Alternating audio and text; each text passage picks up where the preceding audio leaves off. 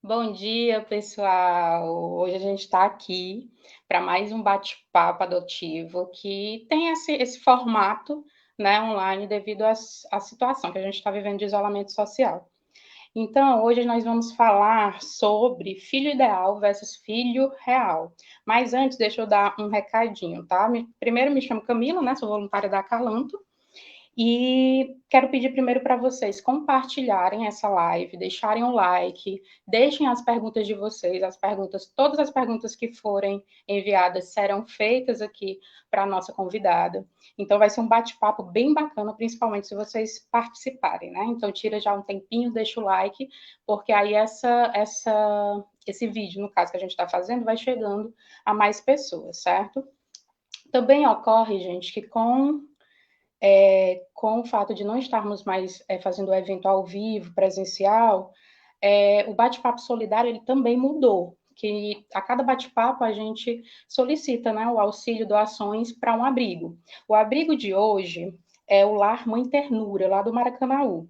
E aí os meninos vão colocar aqui nos comentários as informações para você também poder ajudar. E lembrando que nesse período de pandemia, nesse período de isolamento, né, eles acabam recebendo menos doações. Então vamos ajudar também, tá bom? E tem outro recadinho também, que é lista para quem está se habilitando. Vai estar aqui também nos comentários, você coloca o seu nome completo. É um formulário, né, que você vai colocar seu nome completo e depois tem que salvar, certo? Que aí depois os meninos vão enviar, né? Hoje nós vamos falar sobre o filho ideal versus filho real, e quem vai estar com a gente é a Renata Travainha, ela é especialista em adoção, consultora também em pré e pós-adoção, psicóloga, e o fato de esse bate-papo ser online, né, é que está nos ajudando aí a trazer ela aqui para conversar com vocês, justamente porque ela é de outro estado. Então vamos chamar a Renata Travainha. Bom Bom dia, dia! Tudo bem, já falando Camila? aqui. Tudo bem. Já falando aqui com o pessoal sobre o nosso tema, né? Filho ideal versus filho real. Mas antes, fala um pouquinho sobre o que tu faz, sua profissão, como é que você entrou no mundo da adoção. Falo sim. Bom, eu sou Renata Travaim, eu sou casada com o Vinícius, sou mãe da Luísa, que vai chegar agora em julho. Sou psicóloga já há 14 anos. Meu primeiro emprego foi num acolhimento em Ribeirão Preto, no interior de São Paulo, onde eu morava na época. Depois eu acabei indo para a área clínica. Quando eu me casei, e mudei de cidade, agora eu estou em Ourinhos, mais no interior ainda. Eu comecei um trabalho voluntário na Casa Arco-Íris, que é o acolhimento daqui, e acabei retomando para esse mundo da adoção. Bacana. Nesse meio tempo, eu já estava estudando os processos de formação e rompimento de vínculos, né, através do luto e tudo, e comecei uma formação pelo Instituto Karen Purvis de Desenvolvimento Infantil do Texas, nos Estados Unidos, que trabalha com a metodologia TBRI, que tem como foco as crianças que sofreram traumas. Então, essa metodologia é específica para as crianças que vieram do acolhimento. Então, hoje eu presto consultoria pré e pós-adoção, até mais pós-adoção, infelizmente, porque o que acontece é que os pais acabam esperando as dificuldades surgirem para buscarem ajuda, ao invés de se prepararem para enfrentar o que vai vir.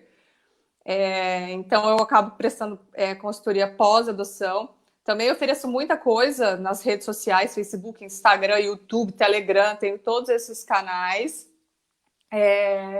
E continuo sendo voluntária da Casa Arco-Íris com as educadoras. Eu faço um trabalho de treinamento e capacitação das meninas, porque a gente sabe que esse período de transição entre a família biológica e a família adotiva é muito importante para que a criança possa se adaptar melhor em casa, quando ela for adotada. E a gente ainda precisa de muito mais consideração nesse processo. Então, quanto mais a criança se vincula dentro do acolhimento com as cuidadoras, quanto mais segura ela se sente, quanto mais ela pode confiar nesses adultos, melhor depois para a adaptação em casa. Então, eu continuo Bacana. trabalhando nesse sentido lá com as meninas. Então é isso que eu Pronto. faço hoje. Muito bacana, né? Já vim acompanhando assim, o trabalho da Renata, até antes do pessoal da Calanto ter dito para mim, né? Então, muito Sim. bacana. E aí, o tema de hoje é filho ideal versus filho real, né? Eu queria começar, Renata, já deixando a primeira pergunta, que ela mexeu até um pouquinho assim comigo, né? Eu disse, vou começar com esse ponto, que aí tu já fala um pouquinho sobre o tema, tá? Uhum. Como manter o equilíbrio e gerar expectativas saudáveis sobre a criança? Como um pai, né, pode fazer isso? Então, a idealização é um tema muito importante, que está presente em todos os processos de filiação, tá? Tanto biológico quanto adotivo. A gente sempre imagina uma criança que vai chegar. Não tem jeito.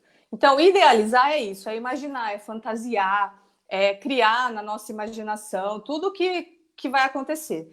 Então, tudo que diz respeito à personalidade dessa criança, à aparência física, as coisas maravilhosas que a gente vai fazer junto, tudo que ela vai trazer de bom, tá?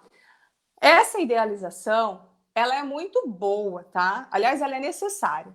Porque assim, a gente não pensa que essa criança vai chorar à noite, que ela vai ter dificuldade na escola, que a nossa casa vai ficar uma bagunça, né? Que a gente vai precisar gastar muito mais dinheiro.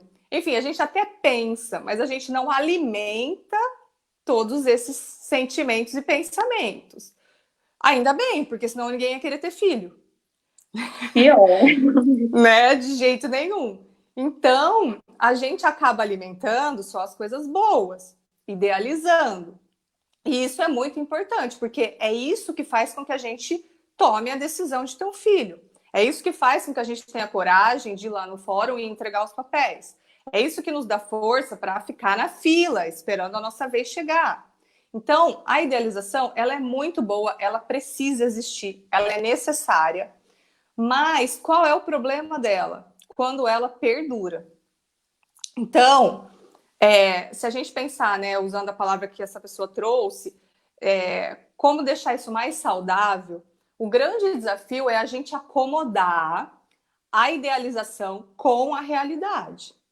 Então, a gente precisa estar aberto para receber essa criança real que está vindo e fazer essa transição do filho ideal que a gente criou na nossa cabeça e que não existe, que não vai existir, porque essa criança que a gente imagina é sempre totalmente diferente da criança que chega. Eu falei diferente, eu não falei pior nem melhor, tá? Muitas vezes essa criança pode ser melhor do que a gente está imaginando. Outras vezes ela vai ter comportamentos que a gente não imaginava, não esperava. Mas a gente precisa acomodar tudo isso.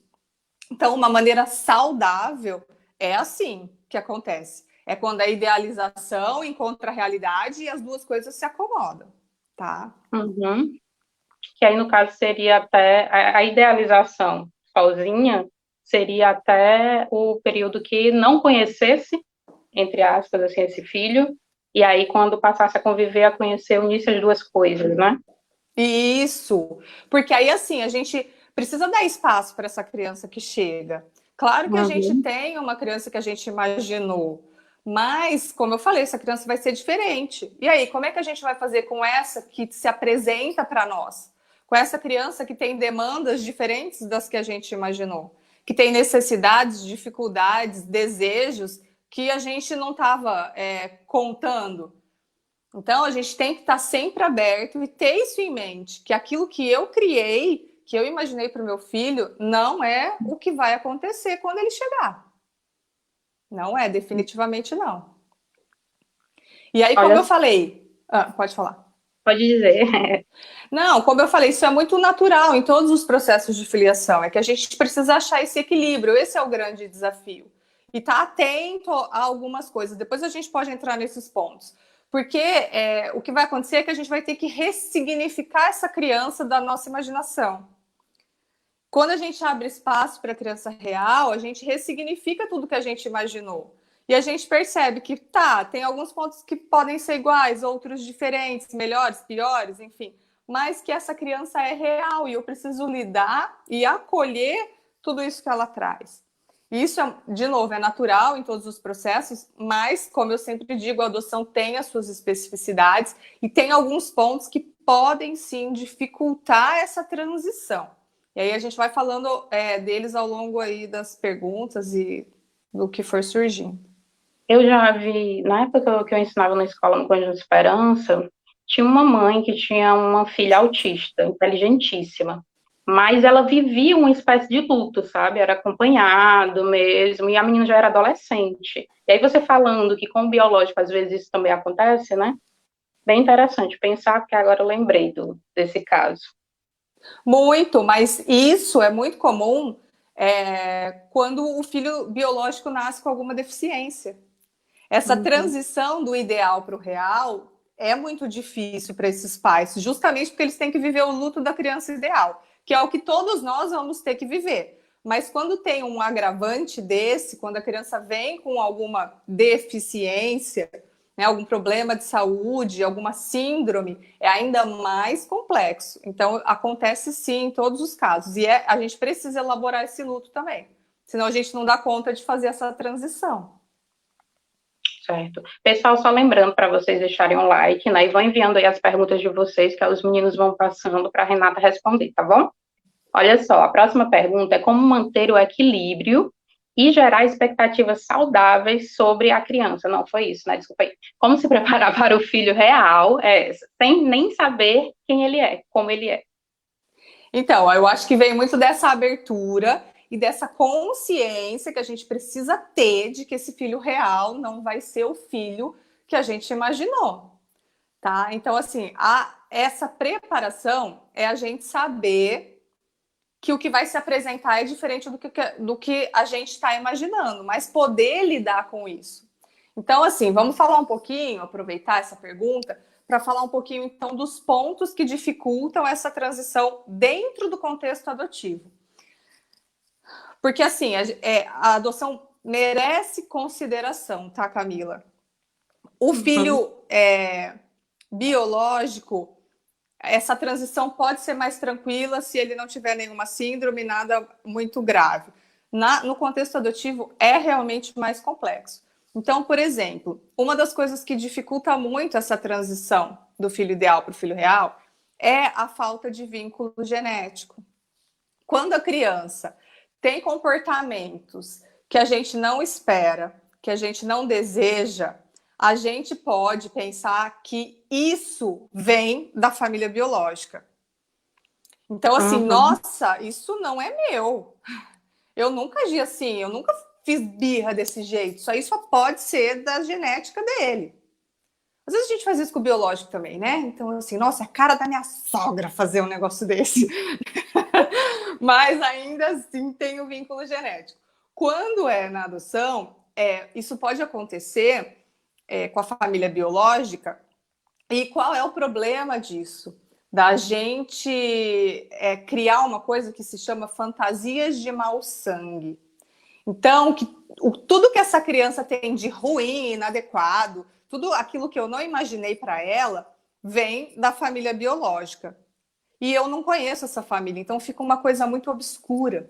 E isso pode levar a sentimentos de rejeição, que são inconscientes. Então eu deixo de aceitar o comportamento da criança, de me conectar com ela, de tentar entender o que está acontecendo, porque, nossa, isso aí é da família biológica e eu não quero nem E saber. é como se fosse algo imutável, né? Tipo, vai ser assim porque puxou alguém, né? Isso, como se não tivesse solução. Uhum. Então existe um corte, tá? Só que a gente precisa entender que esse comportamento ele pode estar ligado à fase de vida da criança, ao luto que essa criança está vivendo, a alguma coisa que aconteceu que deixou muito angustiada, ao trauma, que a gente sabe que traz prejuízos no desenvolvimento cerebral e isso acarreta dificuldades no comportamento. Então, assim, não necessariamente isso está ligado à genética e à personalidade da criança que veio de alguma outra pessoa que a gente não sabe quem é, tá? Mas é alguma coisa da criança. Só que quando a gente pensa isso, a gente desconecta e isso pode dificultar essa aceitação do filho real, tá? Uhum. É interessante porque algumas vezes, né, a gente vê os pais comentando que quando vão falar para a família que vão adotar, Mas geralmente diz, mas você não sabe nem quem é o pai. A própria família já faz esse vínculo, né? Assim, com Já. a carga genética ou algo do tipo, né? E se esse menino for assim e tal, sendo que, na verdade, a gente sabe que a maior parte vem da experiência de vida mesmo da criança, né? Sim. Antigamente, eles achavam que a genética era decisiva, tá? No comportamento, na personalidade, na estrutura que a criança ia formar ao longo do tempo. E hoje a gente já sabe que sim, a genética tem o seu peso, mas que as experiências e os relacionamentos é que formam a criança. Então, a genética, ela perdeu aquele peso que ela tinha antes. Então, essa fala ainda está muito relacionada ao preconceito, sabe? A falta de informação das pessoas. E a neurociência já diz, né, que quando a criança ela vai vivenciando experiências, o cérebro ele vai se modificando positivamente, né?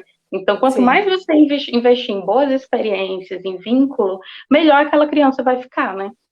com certeza. Com certeza. Ó, vamos aqui para a próxima pergunta, né, gente? Vão deixando o like, tá? Mandando aí a perguntinha de vocês. A Cláudia está perguntando, Renata, idealização é muito fora da realidade. O que percebo que os pretensos pais não conhecem a realidade da criança, levando em consideração a história de vida que a gente estava falando É. aqui. Uhum. Esse é um outro ponto que pode sim dificultar essa transição do filho ideal para o filho real. Na verdade, porque a criança ela já vem com uma história. E quando o pai, a mãe, quer apagar essa história que a criança viveu para encaixá-la numa nova história, para que ela construa uma nova história, isso é legítimo, tá? É assim mesmo, é o desejo que a gente tem. Mas isso pode indicar uma dificuldade de aceitar essa criança real.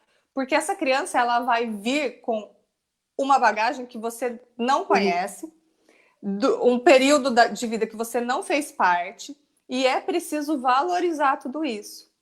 Quando isso não acontece, quando existe essa necessidade de fingir que nada aconteceu, de esquecer o passado da criança, pode indicar sim uma dificuldade de acolher essa criança real, tá? Isso Eu também é fico outra coisa. imaginando como a criança se sente, né? Já quando Então, você acolhe a história, tá ali junto, né? É diferente. Acho que ela se sim, sente muito acolhida. ela precisa ter o passado dela validado, valorizado. Ela precisa ter espaço, abertura para falar sobre o que ela viveu. A gente precisa no sentido de valorizar mesmo a história dela, é a identidade dela, é a raiz dela, isso é muito forte.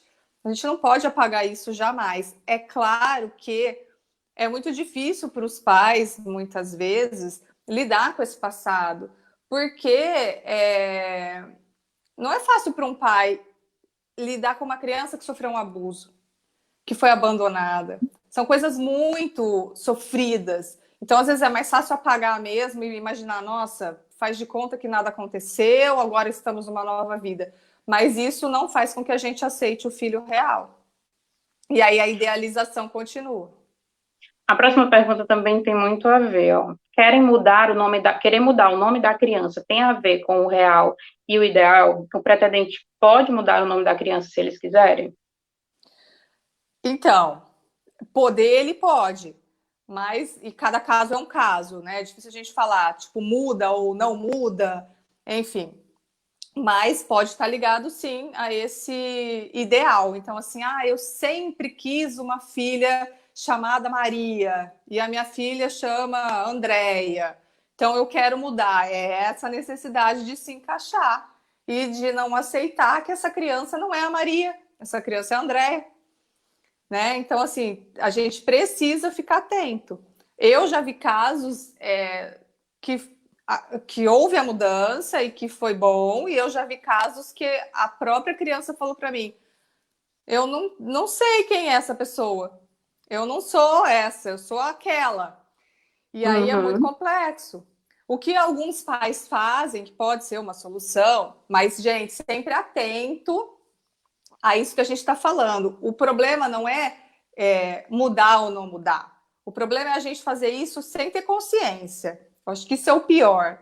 A gente precisa ter consciência dos nossos atos, a gente precisa ter consciência dos nossos sentimentos. O que alguns pais fazem, de repente, é colocar um nome duplo.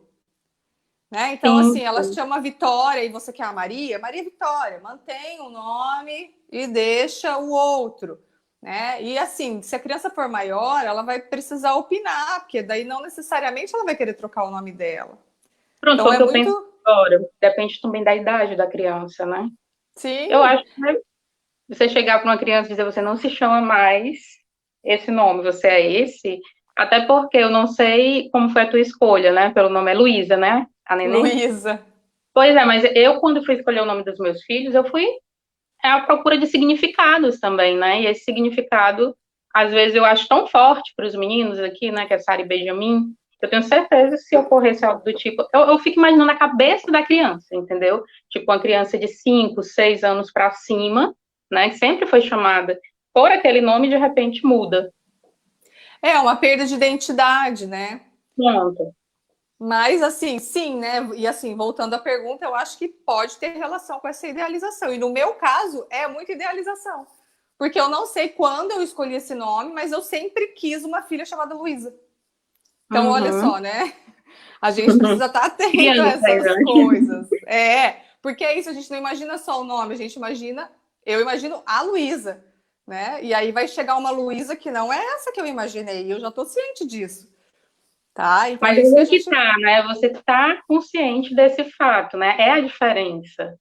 É a diferença, é a diferença. Então não é não idealizar, gente, porque é impossível não idealizar. A gente Uhum. faz isso o tempo todo, com todas as coisas, e como eu falei, a idealização ela é benéfica, sim, né, num primeiro momento. Então não é não imaginar, mas é ter a consciência de que o que você imaginou não é o que vai acontecer na realidade. Porque aí você Uhum. não é pega de surpresa de, meu Deus, o que está acontecendo com essa menina? Não, essa menina é ela. Não é a minha que eu imaginei. A que eu imaginei não existe. Eu preciso lidar com essa que chegou. E aí as coisas vão ficando mais leves. Uhum. Olha só, a próxima pergunta é do Mauristênio. Ele está perguntando como agir quando o filho descobre que não somos pais que eles idealizaram. Olha que massa. Isso é muito legal, né?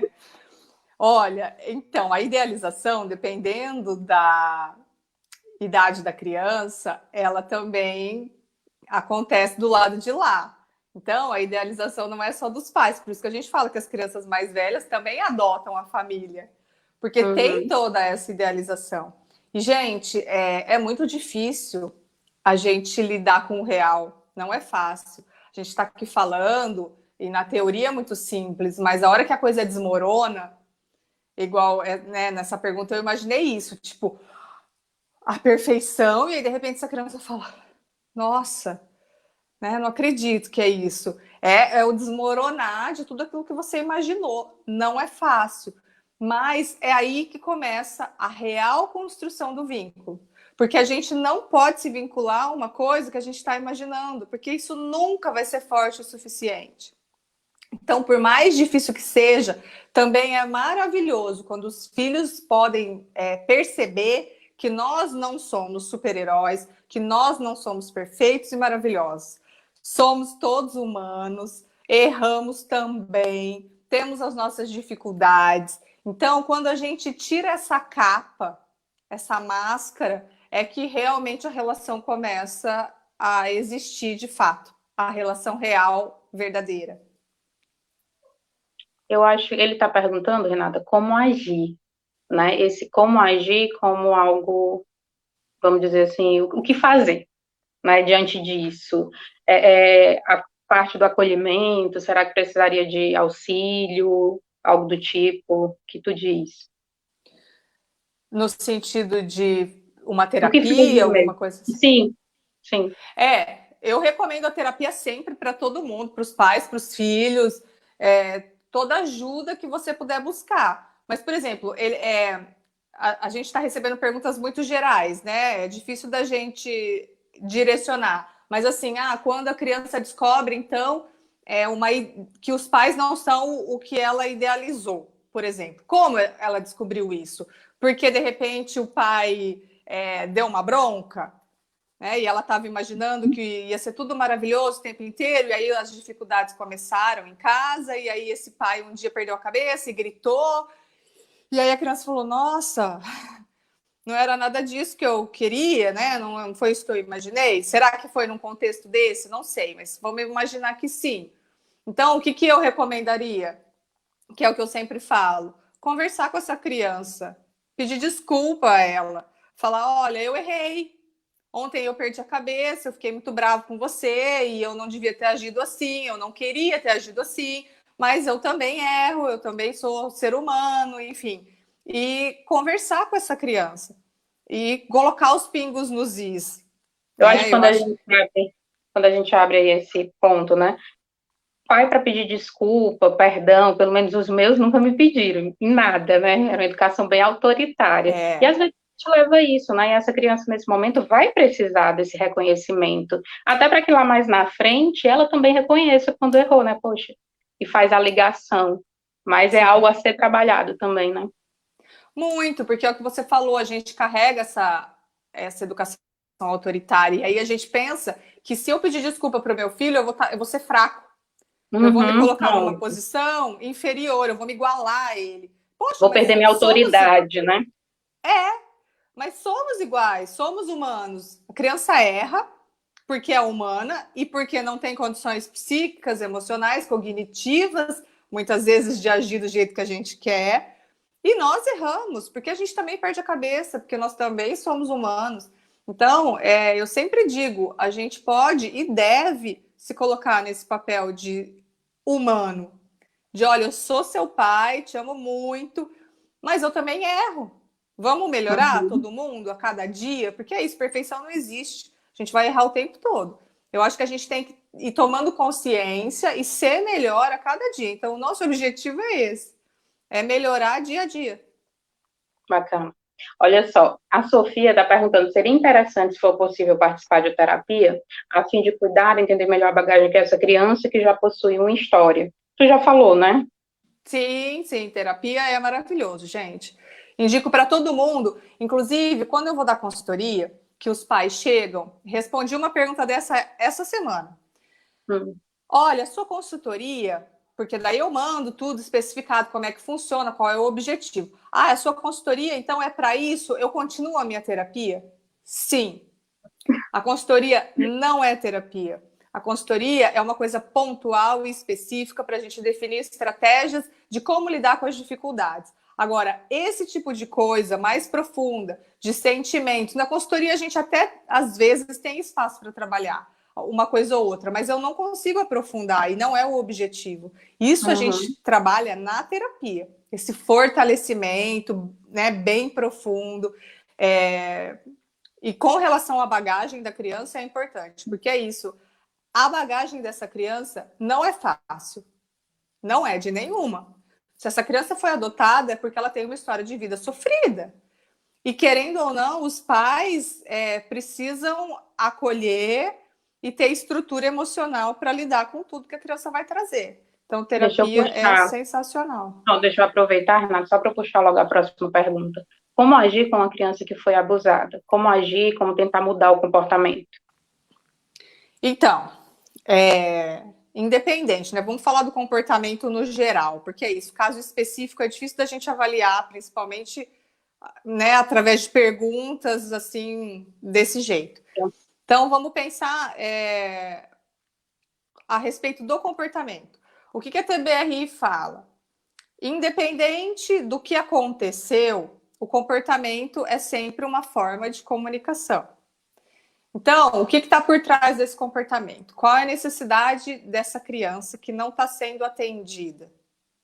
É o que você também trabalha, né, Camila? Eu sei que você está por dentro disso. Na comunicação não violenta, o foco é a necessidade. Isso. Qual é a necessidade dessa criança que não está sendo atendida? Só que tem um porém. Uma criança que foi abusada, ela sofreu um trauma. Digo mas na verdade, se ela foi abusada e acolhida, ela sofreu vários. Então, a TBRI trabalha com esse conceito de traumas complexos, que são traumas múltiplos. Então, ela tem um desenvolvimento cerebral cognitivo prejudicado. O desenvolvimento dela é muito abaixo do esperado. O trauma afeta, na verdade, o sistema todo. São 5 áreas que o trauma afeta. Nosso corpo, cérebro, a biologia, as crenças e o comportamento. Só que a gente só enxerga o comportamento dessa criança. A gente não vê que está tudo em desequilíbrio. Então, qual é a melhor maneira da gente lidar com isso? Independente da causa, né? Igual ela falou, ela está relacionando o abuso com o comportamento, mas poderia ser qualquer outra coisa. Empoderamento, conexão, para depois corrigir o comportamento. Porque é isso, a gente vai direto no comportamento e a gente quer acabar com esse comportamento. Só que se a gente não empodera e não se conecta com a criança, nada do que a gente fizer vai funcionar. Quando a criança começa a ter um comportamento que é muito sufocante, angustiante para os pais, o que acontece? Eles acham que está faltando estrutura na educação. E eles enrijecem. Quando eles enrijecem, desconecta, a criança piora o comportamento. Aí eles falam, não está funcionando, vou mais um pouco. E aí a criança piora e vira um ciclo vicioso. Então a gente precisa quebrar isso com empoderamento, conexão e correção, que é a aula que eu vou dar na quinta-feira agora para explicar esses conceitos e mostrar como é que a gente faz isso. Porque a gente não pode olhar só para o comportamento, a gente tem que entender, principalmente nas crianças que sofreram traumas, que esse comportamento vem de coisas que ela vivenciou e que são estratégias de sobrevivência. Ela precisa agir assim, porque foi o jeito que ela aprendeu, é o jeito que ela sabe para comunicar que algo não está indo bem. Isso independe, Renata, da questão do filho ser adotivo ou biológico, né? Eu passei por uma situação parecida com o Ben quando ele tinha uns 4 anos de idade. E o Ben, ele regrediu a 2. Ele passou a cuspir de novo, morder, sabe? Pegar, assim, tudo era violência. Isso foi só com a terapia que a gente conseguiu, depois de 1 ano e meio, um ano e meio, um pouquinho, igualar ele novamente à idade, né, dele. E, na verdade, isso era um pedido de socorro. Né, na minha correria era, mãe, olha para mim, mãe, está acontecendo alguma coisa errada, né? E às vezes é essa comunicação que a família tem e que a família recebe, né? Que a criança tem e que a família acaba recebendo como mau comportamento. E aí, lembrando disso, lembrando da situação do burnout, isso independe, abuso mexe com tudo, né? É a questão da violência mesmo, do invadir. Isso é muito complicado, né, falar. Muito. E aí, de novo, já que a gente está falando de filho ideal e filho real, esse é o filho real. Uhum. É uma criança que sofreu abuso, é uma criança que se comporta mal, porque foi a estratégia de sobrevivência que ela desenvolveu, é o pedido de socorro que ela sabe falar, tá? Então, assim, esse é o filho real. Como é que a gente vai lidar com ele? Entendendo. Pode falar. Não, e eu ia lembrar da história do brincar. Foi aí que entrou o brincar, né? Ao invés de endurecer, eu disse, está faltando alguma coisa, está faltando conexão, então bora brincar. Que era a Isso linguagem mesmo. que realmente ele entendia naquele momento, né? Sim, o brincar é a coisa que mais gera conexão e diminui os comportamentos desafiadores, porque desarma o medo. Né? A gente fala que as crianças que sofrem traumas têm esse prejuízo cerebral e o cérebro, a parte inferior do cérebro, fica muito desenvolvida, que é a parte instintiva, reativa, que é a parte que tem a amígdala, que detecta o medo. Então, essas crianças são hipervigilantes. Elas ficam o tempo todo escaneando o ambiente atrás de possíveis perigos e ameaças. Quando a gente brinca, a gente desarma esse medo. A gente se coloca como amigo e não como uma ameaça. E isso ajuda na segurança, consequentemente, na melhora do desenvolvimento cognitivo e na melhora do comportamento. Então, é todo um passo a passo. Não adianta a gente agir, de novo, só no comportamento. A gente tem estratégias para melhorar todo esse sistema que está em desequilíbrio. Olha só, eita, agora lotou aqui. Pedro Sampaio perguntando. Falamos muito em filho real e filho ideal. Pesa sobre nós, pais adotivos, uma exigência também de pais ideais, e nos deparamos com as limitações de sermos pais reais. O que você pode comentar sobre esta minha reflexão? Então, acho que a gente já falou um pouquinho, né? Que nós somos todos humanos, nós também somos pais reais. E eu acho que a primeira coisa é a gente entender que não somos perfeitos, que vamos errar, que tudo bem, que a gente erra querendo melhorar. É claro que a gente não pode dizer, eu sou assim mesmo, eu sou humano, eu vou errar e tá tudo bem. Não, eu acho que não é esse o caminho. É reconhecer que errou, se acolher, porque eu acho que esse peso dos pais ideais, ele traz muita culpa. Então, né, a gente precisa de autocompaixão, a gente precisa de acolhimento, de autocuidado. Então, tudo bem, errei, nossa, perdi a cabeça hoje, não era isso que eu queria fazer, ou como eu falei esses dias atrás, eu não concordo com o castigo, que eu escuto muito. Eu não concordo com o castigo, mas eu não sei também o que fazer para não usar essa estratégia. Poxa, entenda isso então e busque alternativas, né? Não é aceitação no sentido de passividade, mas é entender que eu erro, que eu também sou um ser humano, que eu também estou aprendendo a ser pai e mãe, porque essa é uma construção. Os filhos vão aprender a ser filhos, principalmente os que vieram do acolhimento, que geralmente chegam mais tarde. E os pais vão aprender a ser pais. E no meio do caminho tem um monte de tropeço aí. Mas é assim que a gente aprende, é assim que a gente cresce, é assim que a gente fortalece o vínculo. Então, quando a gente erra, a gente tem a oportunidade de dar um passo para trás e reconectar. E isso é maravilhoso. Isso é muito bom. É uma coisa que eu sempre digo também é que a gente precisa estudar para ser pai e mãe, né? Sim. Porque senão a gente traz essa carga da nossa educação e faz a mesma coisa, fica o mesmo ciclo de violência, aquele mesmo ciclo que realmente não deixa esse vínculo acontecer como deveria, né? Como seria bacana. Com Olha certeza. só. Tem a ver, mas em relação à justiça. Estão perguntando assim, ó, o doutor Daírton, né? Como lidar com um sistema de justiça que exige pais ideais diante de pais reais, ou seja, pais que não são tão perfeitos quanto a justiça exige. Então, mas aí como seria essa exigência? Em qual Pois é. sentido será que ele está falando? Porque, na verdade, assim, a gente não tem controle sobre o outro, né? Uhum. Então, eu não sei exatamente o que é que ele está esperando, assim, com essa pergunta.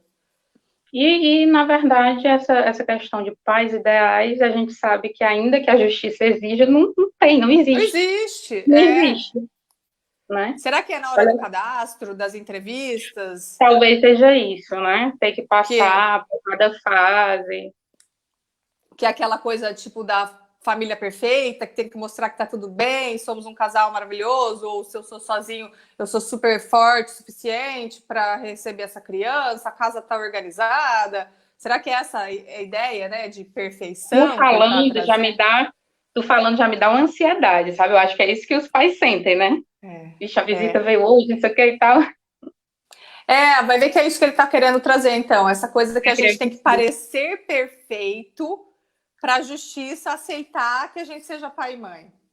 Uhum. Que é diferente do biológico, né? Que no biológico a gente pode ter filho e ninguém vai interferir, ninguém vai avaliar se eu estou bem o suficiente, se eu estou preparado ou não. Mas na adoção, sim, existe esse processo. E realmente isso é muito difícil. Mas, de Essa novo, tua se você. palavra é muito forte, né? Avaliar. Eu vou avaliar pretendentes a pais, né? Aí você tem que ser perfeito, né? Para passar nessa avaliação, você tem que ser perfeito. Mas eu acho que Uhum. ter a consciência que ele já está trazendo já é um caminho, entende? Então é saber que eu tenho que me portar como uma pessoa teoricamente perfeita, mas que eu não sou. Algo pontual, né? Sim, algo pontual para aquele momento. E que, na Uhum. verdade, também o fórum, o judiciário sabe que ninguém é perfeito, né? E tudo bem. Olha só, Letícia, gente, só lembrando, tá? Aqui nos comentários tem os dados lá da casa, aliás, do La Mãe Ternura, tá? O Bate-Papo Solidário hoje está focando nesse abrigo de Maracanaú, vocês possam ajudar. Lembrando também que nos comentários está a lista para você colocar seu nome e salvar, né? Caso seja já um pretendente, né? Já está se habilitando. E aí, a Letícia Gabriele está perguntando, comentem sobre quando depois de anos, a criança, que já era adulta, desejar buscar o seu passado, suas origens, como agir? Aí ela bota, tem a ver com o assunto? Se tiver, a gente É, responde, né, Renata? eu acho que quando a gente abre assim para pergunta, é muito engraçado, porque acaba surgindo tudo que tem relação com o tema, porque uma É, coisa vai puxando a outra e cada um tem a sua vivência, suas, né, dúvidas, enfim. Mas isso é muito comum da criança, do adulto, querer buscar suas origens. Faz parte de conhecer a sua raiz, faz parte de se sentir pertencente.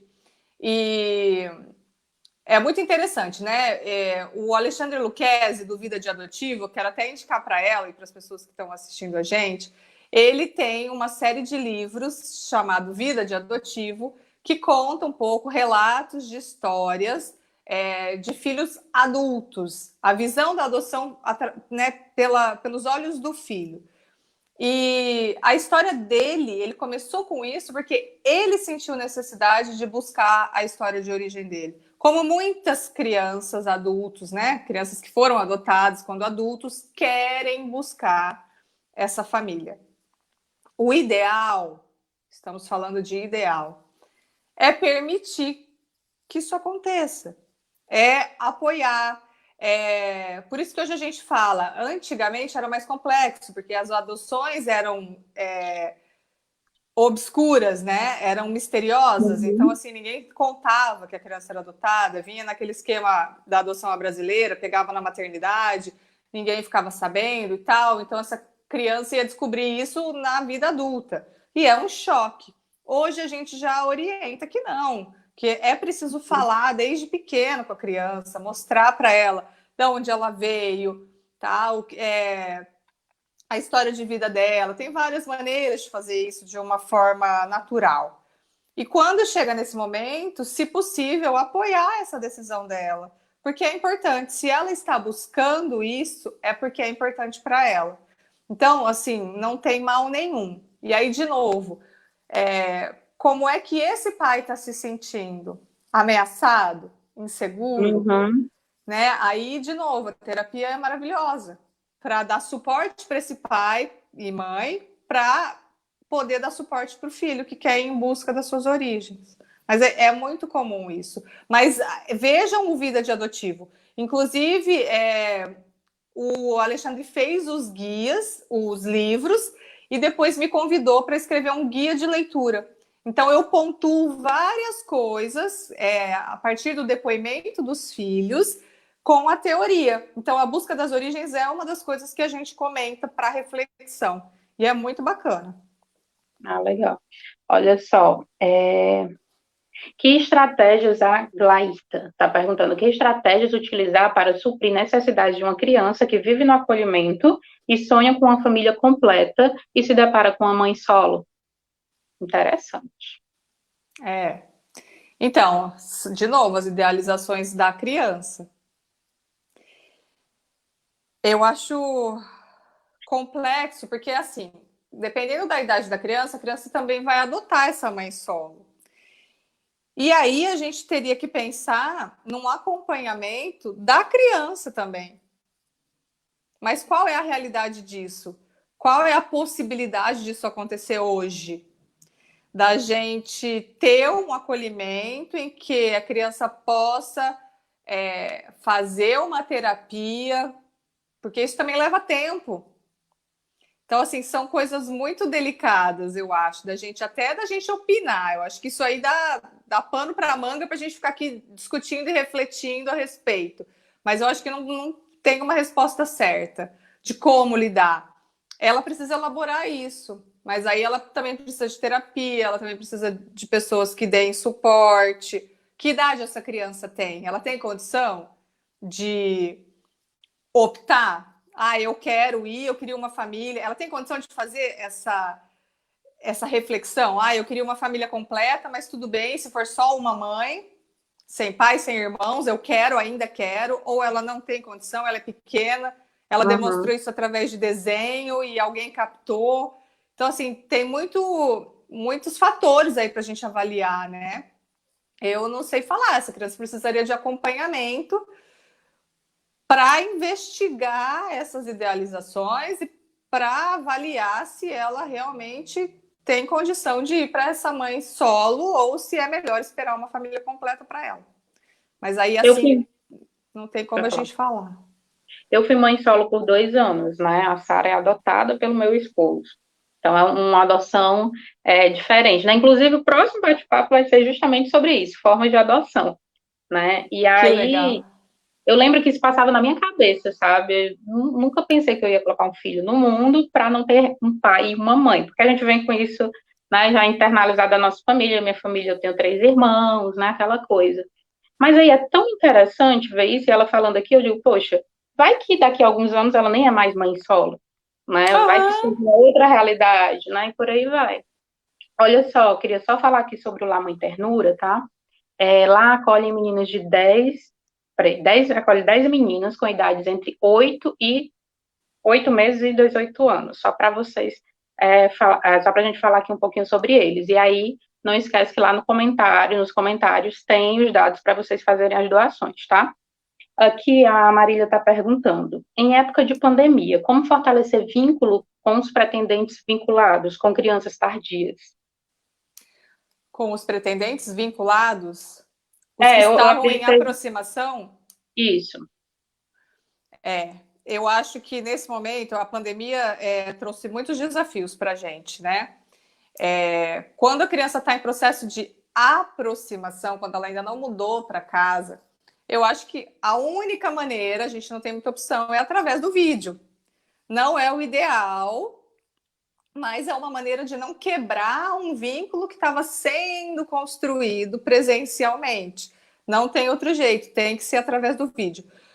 O que eu penso que é preciso consideração é na aceleração do processo. Já falei sobre isso aqui faz um tempo nos stories, acho que está até salvo no meu Instagram, a respeito disso. Eu acho prejudicial a gente acelerar uma vinculação que estava acontecendo de maneira mais Calma. sistemática, mais, né, por conta da pandemia, tá? Eu acho que isso pode ser ruim.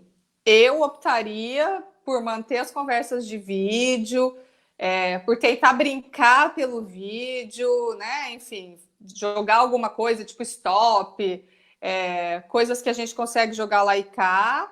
Aí você vai falar Para melhor jogar que eu, né, online, né? Camila? Tem os aplicativos, eu sei, eu jogo. E você que é a criativa aí das brincadeiras, mas eu Dá acho para que jogar aí. muita coisa. Então, a ideia é ir fortalecendo o vínculo pela internet, até Dá que a para gente fazer possa retomar. origami, Aí, dá para fazer aí, que muita legal. coisa. Muito legal. E aí depois a gente retoma o vínculo presencial, que com certeza é muito diferente do vínculo virtual. Mas o virtual é um caminho nesse momento, a gente não tem opção. Uhum. Eu pensando aqui porque acaba sendo uma quebra do processo, né? Tanto da criança como dos pais, né? Que estavam ali iniciando, por exemplo, né? E de repente a criança chega em casa e, entre aspas, teria que estar pronta para isso, né? Sim. Então, Olha eu só. acompanhei um processo de uma criança que estava em aproximação, chegou a época da pandemia, ela foi então mandada para casa da família nesse esquema de vai, já estava aproximando, vai, e não deu certo. Então, por isso que eu falo, essa aceleração eu acho mais prejudicial do que manter o vínculo virtual, tá? Na minha Uhum. experiência, não foi uma coisa muito benéfica. Acho que eu vou até elaborar alguma coisa, assim, uma listinha do que se pode fazer, né? Nesses encontros virtuais com a criança. Ah, Olha só, legal. aí eu te faço. Isso. Olha só. O Felipe já é a nossa última pergunta, tá? Já está ultrapassando o tempo, nós estamos a 50 minutos já. O Felipe pergunta o seguinte: como explicar para a criança que ela será filha de um casal formado por 2 homens? Gente, então, de novo, que idade tem essa criança? Ela precisa saber. Eu acho que a gente precisa falar da forma mais natural possível. Se essa criança for maior, ela vai poder optar, né? Se ela for menor, ela meio que não vai entender direito o que está acontecendo. É claro que a gente precisa falar, né, expor a situação, mas eu não vejo isso como um problema. Inclusive, acompanho alguns casais homossexuais em consultorias e eles se dão super bem com os filhos, não tem diferença alguma, sabe? Então, É o que eu conheço. eu acho que tem que ser de uma maneira natural, né? Explicar e, e seguir. Eu acho que dá certo, né? Não tem erro. Ser família, né? Porque o que importa mesmo é o amor, é o que está ali para ser acolhido, doado, né? Isso é o mais. É, e pode ter certeza. Eu acho muito difícil a criança falar, ai, eu não quero. A criança não tem esse preconceito, gente. Uhum. Esse é um preconceito nosso, que a gente constrói, que a sociedade traz. A criança, ela quer uma família, ela quer amor, ela quer ser acolhida. Nossa, eu duvido, né? Eu, assim, de novo, atendo na consultoria um casal que eles trouxeram que o menino é bem machista, que ele tem umas atitudes assim, mas eu acho que isso ele aprendeu com algum adulto, porque isso não é da essência da criança. Então eu duvido que uma criança queira ficar num acolhimento porque ela vai ser adotada por dois pais. Eu acho que então tem que ser uma coisa muito natural. Olha só, Renata, fala aí sobre a aula de quinta-feira, né? A gente já está finalizando. Ah, legal. Então, na quinta-feira, às 8 horas da noite, eu vou dar uma aula sobre são os princípios da TBRI. Então, os 3 passos para melhorar o comportamento da criança. Então, como eu falei, né, no começo, a gente precisa. Os 3 passos da TBRI são empoderamento, conexão e correção. E aí eu vou explicar, lógico, é uma aula de 1 hora, né? Eu não vou conseguir me aprofundar muito, mas vou explicar os conceitos. O que é o empoderamento, o que é a conexão e o que é a correção e por que que uma coisa depende da outra para a criança melhorar o comportamento dela. Tá? É importante que a gente enxergue o comportamento como uma comunicação e entenda que todo o sistema da criança está em desequilíbrio e que se a gente não cuidar de tudo, não adianta a gente querer consertar o comportamento dela, porque não vai funcionar. A gente só vai se desgastar, vai aumentar a autoridade, como eu falei, né? Mais estrutura, quando na verdade a criança precisa de mais conexão, de mais empoderamento antes. E às vezes, se você faz os 2 primeiros passos, você não tem que corrigir nada, porque o comportamento Uhum. já melhora, é a consequência. Então, o nosso objetivo não pode ser melhorar o comportamento, mas se conectar e empoderar a criança para que ela não tenha esse tipo de comportamento. Então, é sobre Massa. isso que eu vou falar. Pronto, na quinta-feira eu vou estar lá também. Ai, que Deixa eu te legal. dizer, muito obrigada, tá? Eu acho que te trazer foi algo muito bacana, né? O tema caiu como uma luva, né? E a gente só tem a agradecer, assim, pela sua disponibilidade por estar aqui hoje discutindo esse tema com a gente. Camila, eu que agradeço. A Acalanto, claro, pela oportunidade, você por mediar essa nossa conversa, a Vanessa que me mandou o convite. Eu acho que vocês são exemplo de ONG, de grupo de apoio. Fiquei assim muito feliz com a organização de vocês, com o cuidado de vocês. Eu acho que, olha, foi muito legal. Essa troca foi muito legal. Ah, E pois eu vai. quero falar também que eu vou deixar um PDF com o resumo de tudo que a gente conversou aqui, porque alguns pontos acabou que a gente não falou por conta das perguntas. Vou deixar um resumo, um PDF lá no meu chat secreto do Telegram. Tem o link Pronto, também no perfil do Instagram. Entra lá, é só se conectar, é tudo grátis. Então eu vou fazer um áudio como introdução e aí tem o PDF para as pessoas baixarem. ah, pessoal, e a aula de quinta-feira, né, é gratuita, né, Renata? 100% online, 100% grátis. Só tem que se inscrever. O link de tudo isso está lá no perfil do Instagram. É só entrar Pronto, lá, tem um linkzinho, aí cai numa outra página que tem tudo. Só se cadastrar. E vir com a gente, então. né? Obrigada, viu, amor? Eu que agradeço. Um beijo. Tá. Tchau. Olha só, pessoal, eu acho que foi um bate-papo fantástico, né? Não sei vocês, mas chega, vamos dizer, acalmou e ao mesmo tempo, né, digamos assim, trouxe muito, muito conteúdo. Então, muito obrigada por vocês também estarem aqui. Quero falar novamente sobre o bate-papo solidário, né, nesse período de isolamento, as doações estão bem mais complicadas de acontecerem, então vamos fazer a nossa doação hoje, está aí nos comentários, né, do lar, esqueci o nome do lar, gente, socorro. Mãe Ternura, em Maracanaú. Olha só, segue a gente no Instagram, no Face, a gente está sempre colocando coisas bacanas por lá. Vou ver se eu consigo pegar esse PDF, inclusive, né, para colocar lá para o pessoal, tá bom? E o nosso próximo bate-papo adotivo, em junho, vai ser sobre as formas de adoção. E até mais. Tchau, tchau.